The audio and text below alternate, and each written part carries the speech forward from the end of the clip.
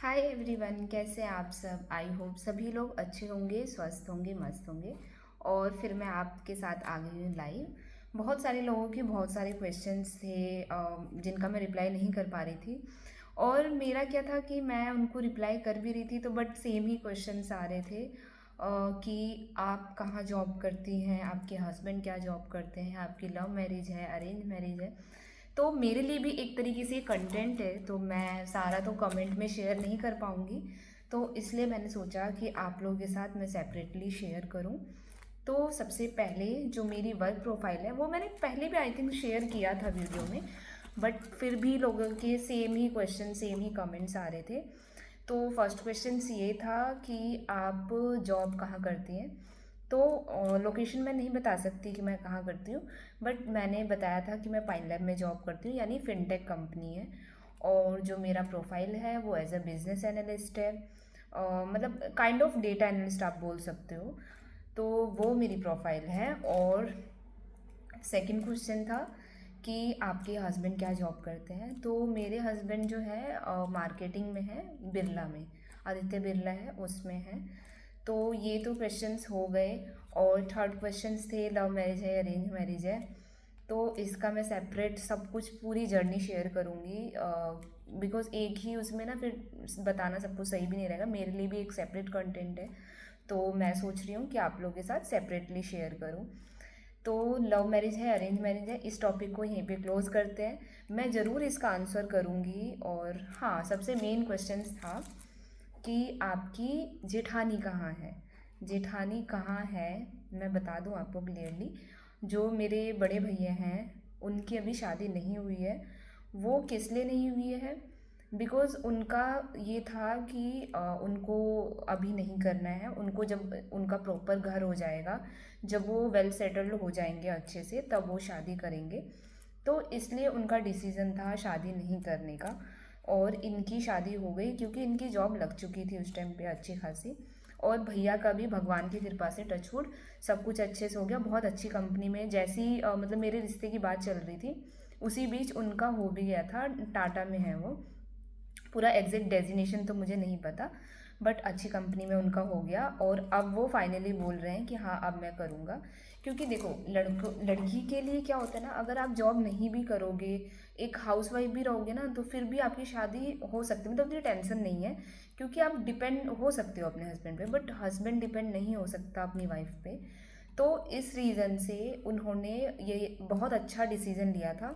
और सबसे अच्छी बात, उनकी फैमिली यानी मेरी फैमिली हो गई अब तो वो सपोर्टिव हैं कि उन्होंने इस बात को डिसएग्री नहीं किया कि नहीं पहले बड़े की करनी, मतलब नैरो माइंडेड नहीं है, काफ़ी ओपन माइंडेड है। तो इस चीज़ को मैं भी अप्रिशिएट करूँगी कि उन्होंने अपने बेटे को समझा और सोचा कि हाँ ठीक है, जब वो प्रॉपर सेटल्ड हो जाएंगे तब उसके बाद मतलब शादी होगी। क्योंकि शादी के बाद आपको खुद पता है कि रिस्पॉन्सिबिलिटीज़ कितनी बढ़ जाती हैं। और मतलब आप अकेले नहीं होते उस टाइम, आपकी वाइफ है, उसके भी शौक होंगे, उसके भी ड्रीम्स होंगे। तो इस रीज़न से फिर घर में यही डिसाइड हुआ था कि भैया की अभी नहीं होगी, इनकी करवा देते हैं। तो फिर मेरी मतलब हो गई शादी। और आपकी जेठानी कहाँ है, ये क्वेश्चंस तो मैंने सबको क्लियर कर दिए। क्योंकि बहुत सारे, देखो सब कुछ मैं एकदम से बोलूँगी कि नहीं हुई शादी तो उसमें फिर नेगेटिव कमेंट आए, क्यों नहीं हुई, कैसे नहीं हुई। तो इस चीज़ को फिर मुझे क्लियर करना था। तो मैंने इसलिए क्लियर आप लोगों को बता दिया कि क्यों नहीं हुई। और जल्दी ही आप लोगों को गुड न्यूज़ मिलने वाली है। मतलब एक दो साल, आने वाले एक दो साल में उनकी हो जाएगी, क्योंकि देख रहे हैं हम लोग भी उनके लिए अच्छा रिश्ता। तो इसलिए फिर, और रही बात जेठानी की, आप लोग बोल रहे थे, तो वो जो मैंने गांव में दिखाया था आपको जेठानी, तो इनके बड़े पापा की मतलब बड़े पापा के लड़के की वाइफ है। यानी वो भैया मेरे से बड़े हैं, तो वो भी मेरी जेठानी लगेंगी। बट हाँ, खास जेठानी नहीं है, इनके बड़े पापा की मतलब कज़न में आएंगे वो, तो उनकी वाइफ थी। तो इसीलिए फिर मैंने सोचा कि आप लोगों के साथ सेपरेट शेयर करूँगी तो ज़्यादा सही रहेगा। बहुत सारे लोगों के जो डाउट्स थे, क्वेश्चंस थे, वो क्लियर होंगे। और थर्ड क्वेश्चंस, तीन चार क्वेश्चंस पे ही मैं बात करूँगी, भी ज़्यादा टाइम आपका नहीं लूँगी, क्योंकि ज़्यादा वीडियो ना लंबी हो जाती है इन्हीं में, तो मुझे भी नहीं अच्छा लगता। इंटरेस्टिंग वीडियो मुझे ज़्यादा अच्छा लगता है शेयर करना। तो फिर मैंने सोचा थोड़ा सा टाइम निकाल के आप लोगों के साथ थोड़ा सा Q&A जो भी है वो आप लोगों के साथ शेयर करें। और हाँ, आगे के क्वेश्चंस कंटिन्यू करने से पहले आप लोगों से मेरी रिक्वेस्ट है ऐसे ही मुझे खूब सारा प्यार देना और मेरी वीडियो को लाइक करना, शेयर करना एंड सब्सक्राइब करना। और हाँ, मैं नेगेटिव कमेंट पे नहीं ध्यान दे रही हूँ, क्योंकि देखो कभी आप खुद देखना, जब आप आगे बढ़ते हो ना तो उसमें लोग आते हैं आपको पीछे खींचने के लिए, तो आप उन चीज़ों पे ध्यान ना देकर अपनी अच्छी चीज़ों पे ध्यान दो। हाँ, हो सकता है कि जो मैं ब्लॉगिंग कर रही हूँ उसमें काफ़ी सारी मिस्टेक्स होंगी, होंगी क्यों नहीं होंगी यार, मैंने स्टार्ट किया है तो उसमें धीरे धीरे ही तो मैं सब कुछ सीखूंगी, तभी ग्रो करूंगी। तो इसमें बेसिकली है कि आएंगी गलतियाँ, बट कुछ लोग ऐसे बोलते हैं ना बिल्कुल कि मतलब एकदम दिल पे लगती है कि कैसी बातें कर रहे हैं। ऐसे तो मैं आज जीवन में, लाइफ में कभी किसी के साथ ऐसे ना बोलूँ, बट कोई नहीं, मैं इग्नोर कर रही हूँ क्योंकि लोगों का काम है कि जैसे कोई आगे बढ़ता है उसको कैसे पीछे किया जाए उस तरीके का, तो मैं उसको ध्यान नहीं दे रही हूँ। तो हाँ, मैं ये बताना चाह रही थी आपको कि मैं जल्दी आ गई घर से, क्योंकि अभी ना हमारा शिफ्ट नहीं, मतलब अभी प्रॉपर हम शिफ्ट नहीं हुए हैं, तो इसलिए फिर मुझे आना पड़ा, क्योंकि मैं इतने दिन रुकती तो फिर सामान कैसे शिफ्ट होता। तो फिर इसलिए मैं जल्दी जल्दी आ गई, मतलब कितना रुकी होंगी मैं, सैटरडे, और सैटरडे नाइट में गए थे, और हाँ संडे रुके होंगे और मंडे में आ ही गई थी, मतलब पूरा एक दिन मान के चलो कि मैं एक दिन ही रुकी थी और ये तो आ गए थे। और मेन रुकने का रीज़न ये भी था ना, क्योंकि होता है ना कि मतलब संडे को लड़कियों की विदाई नहीं होती, इस चक्कर में मैं रुक गई थी और ये जल्दी चले गए थे क्योंकि इनको बाहर जाना था कुछ काम से, तो इसलिए ये जल्दी चले गए। फिर मैं क्या करती, फिर इसलिए मैं यहाँ पे आ गई अपने घर और फिर घर से यहाँ आ गई। और रही बात और क्या था, हाँ, लहंगे को लेकर बहुत सारे लोगों के कमेंट्स आ रहे थे कि दीदी लहंगे का प्राइस बताओ।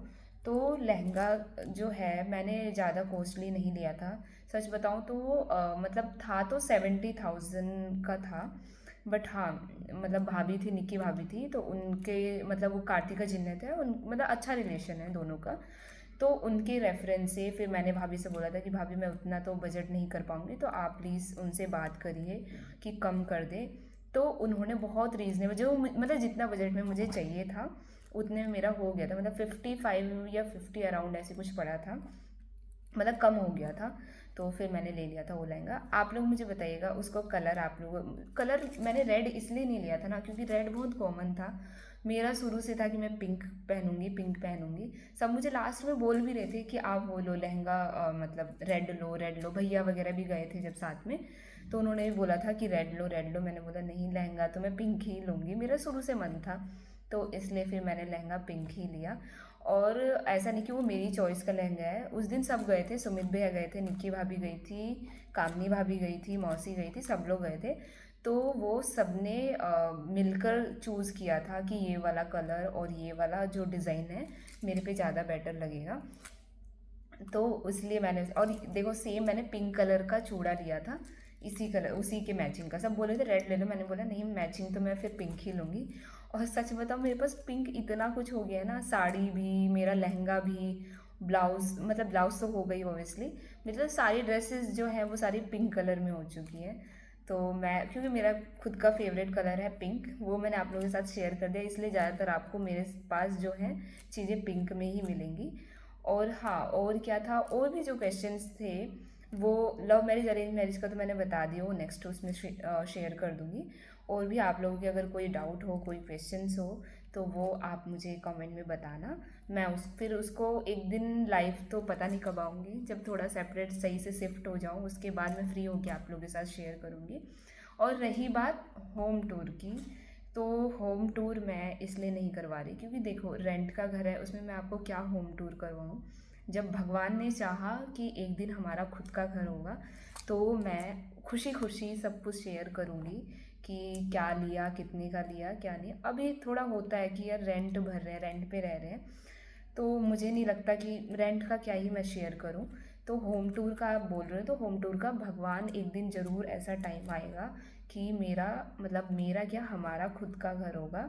चाहे वो मैं चाहती हूँ ना कि मतलब मेरे मायके में भी हो जाए और मेरे ससुराल में भी, क्योंकि ससुराल में है बट वो गांव में है, और वहाँ पे मतलब जॉब का तो हम यहीं पे आएंगे, शहर में ही आएंगे, क्योंकि आपको पता है सब लोग विलेज से सिटी में आते हैं जॉब करने के लिए। तो हमें यहाँ पे भी एक मतलब लेना है घर, वो जल्दी प्लान करेंगे।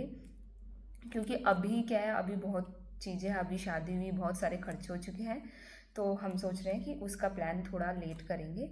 तो अभी के लिए उस जो टॉपिक था होम टूर का, उसको क्लोज करते हैं। बाकी मेरे ब्लॉग में कंटिन्यू बने रहिए, और आपके अगर और भी कोई डाउट है, कोई कमेंट्स, अगर आपको कुछ पूछना है तो वो आप मेरे को कमेंट में पूछ सकते हैं। मैं टाइम मिलेगा तो ज़रूर आप लोगों के साथ शेयर करूँगी, क्योंकि मेरे लिए भी पॉसिबल नहीं है कि 1 to 1 सबको आंसर करना। और मेरे लिए सबसे, मैंने आपको पहले भी बताया कि मेरे लिए कंटेंट है, तो मैं अगर कमेंट में आपको सब बता दूंगी तो मेरे लिए कंटेंट क्या बचेगा, मैं क्या शेयर करूंगी। तो इसलिए अभी के लिए आपके जितने भी क्वेश्चंस हैं आप नोट करिए, मैं ज़रूर शेयर करूंगी।